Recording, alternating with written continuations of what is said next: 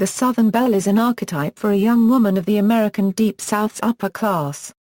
Origin: the image of the Southern belle developed in the South during the antebellum period. It was based on the young, unmarried woman in the plantation-owning upper class of Southern society. A Southern belle of that era was keenly aware of the popular fashion of that time, and the modern archetypal image still includes antebellum fashion. A Southern belle typically wore a hoop skirt, a corset, pantalettes, a wide-brimmed straw hat, and gloves. They also frequently carried parasol umbrellas and hand fans.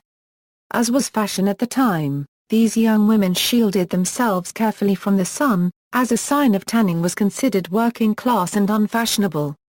Southern belles were expected to marry respectable young men, and become ladies of society dedicated to the family and community. Characteristics: an essential element of the Southern belle was social gracefulness. They were always good-mannered and could make any guest feel welcome. The Southern belle epitomized Southern hospitality, a cultivation of beauty, and a flirtatious yet chaste demeanor. The opening scene of the film Gone with the Wind is widely considered to depict a classic example of a Southern belle. While the term is commonly used to indicate positive characteristics, it's not without controversy. Sam Bibble wrote in a piece for Gawker that praising the loyalty and generosity of the Southern belle is about as cheery as celebrating the camaraderie of the Hitler Youth, the fresh air of the Trail of Tears, or the cardiovascular benefits of the Battalion Death March. You can find something fun in any horror of history. And the belles of today do exactly that. If you bring up Salvery, they'll point to all the nice parts about the Old South. The architecture, the parties, the sipping of cool drinks on warm porches. Oh, the fields? Those fields are just for growing delicious strawberries and tomatoes for folks to enjoy. Nothing more.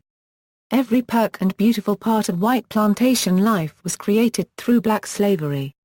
If belles were patient and gracious, it's because forced black labor enabled it.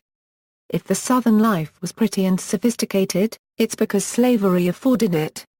Everything pleasant about bellehood was a function of human suffering on a vast scale. It's conceptually impossible to separate the society bankrolled by slavery from the slavery itself.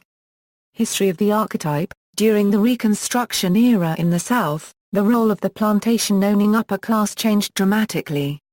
The role of women changed dramatically as well, as did the clothing fashion from the antebellum era. During the early 20th century, several things happened to revive the image of the antebellum young woman, and the archetype began to form. By far the most important event was the release of the film Gone with the Wind.